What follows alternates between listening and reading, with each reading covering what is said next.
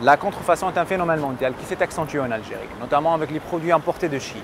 Nous sommes rendus aujourd'hui dans les rues de la capitale pour dresser le bilan de cette situation qui met à mal l'industrie. La copie se veut authentique, mais le consommateur est-il dupe? Qu'en est-il des produits là qui sont achetés par ces gens-là? Est-ce qu'ils préfèrent les produits originaux ou bien des produits moins chers?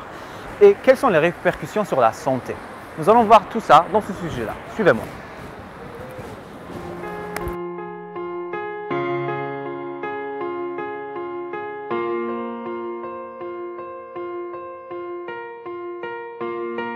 La production et la vente de produits contrefaits est un énorme problème à l'échelle mondiale et qui a de graves conséquences sur l'économie, surtout sur la santé. La première cible est le consommateur. La contrefaçon est partout. Elle peut affecter ce que nous mangeons, ce que nous regardons, les médicaments que nous prenons et même les vêtements que nous portons. Et l'Algérie est également concernée par ce phénomène grandissant. Sur l'économie nationale, c'est d'abord une menace, bien sûr, sur l'industrie nationale. Je vous ai dit, donc je vous ai cité des entreprises qui ont été presque à la faillite avec la contrefaçon. Ça, c'est une réalité. C'est aussi donc acheter un produit de très faible qualité, de qualité médiocre. Et ça, c'est extrêmement néfaste. La contrefaçon est un business extrêmement lucratif, essentiellement basé sur la forte demande continue pour les produits bon marché, couplé avec des coûts de production et de distribution assez bas. Ce business tire profit des consommateurs désireux d'acquérir un produit semblable à l'original, mais guère coûteux. Ces gens-là sont souvent dans une situation financière délicate. Mais selon le docteur Zebdi, tant que les produits contrefaits ne nuisent pas aux consommateurs, ils ne représentent pas une menace importante, car le citoyen moyen ne peut se permettre d'acheter un produit à un coût élevé. Nous, on est contre tout produit contrefait, même s'il est d'origine, mais qui peut être nuisible au consommateur sur ses intérêts financiers ou moraux. Pour ce qui est de la marque, c'est au propriétaire de cette marque de défendre sa marque. Pour nous, même s'il y a un produit contrefait qui assume pleinement sa tâche, et qui n'apporte aucune nuisance, on ne va pas œuvrer pour le retirer du marché. Je citerai l'exemple de quelques CD contrefaits ou quelques logiciels contrefaits. Puisqu'il assume pleinement sa tâche, tant que pour nous, il n'y a aucun intérêt, au contraire, c'est dans l'intérêt financier du consommateur. La tentation est souvent assez forte et l'acheteur a du mal à résister au prix alléchant proposé.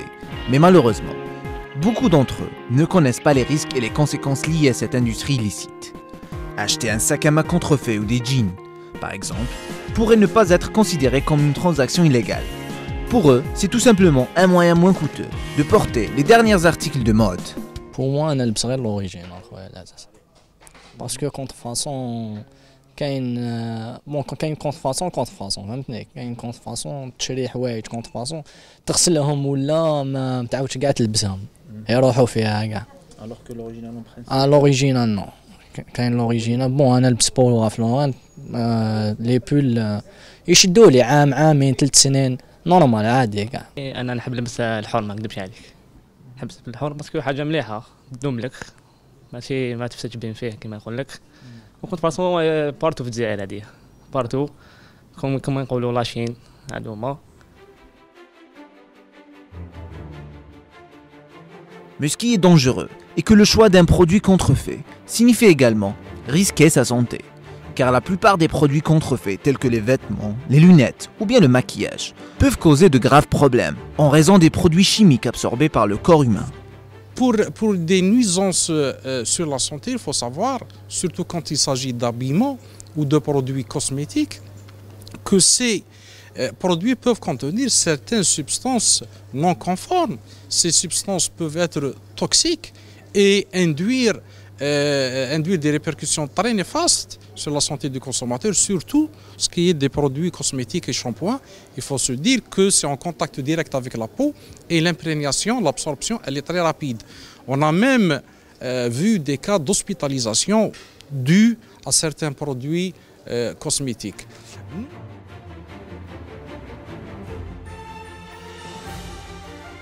Bien que la plupart des Algériens sont obligés de porter des vêtements ou des lunettes de contrefaçon, en raison de leurs problèmes financiers généralement, d'autres n'hésitent pas à acheter des produits vraiment chers et authentiques.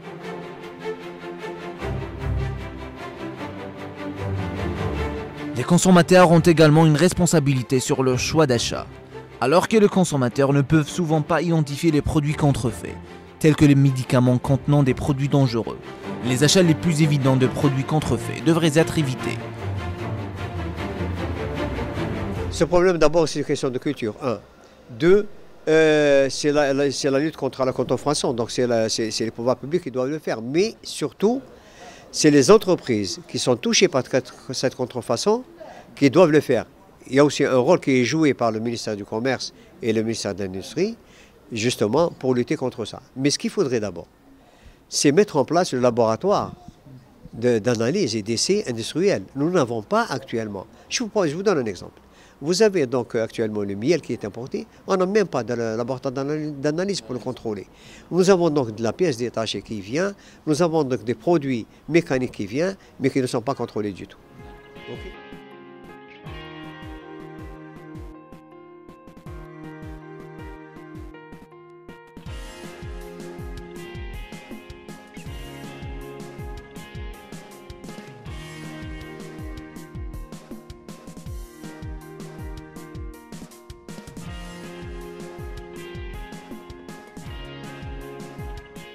La contrefaçon existe et existera aussi longtemps que les clients décident d'acheter du contrefait et de ce fait, encourager ce forme de commerce illégal.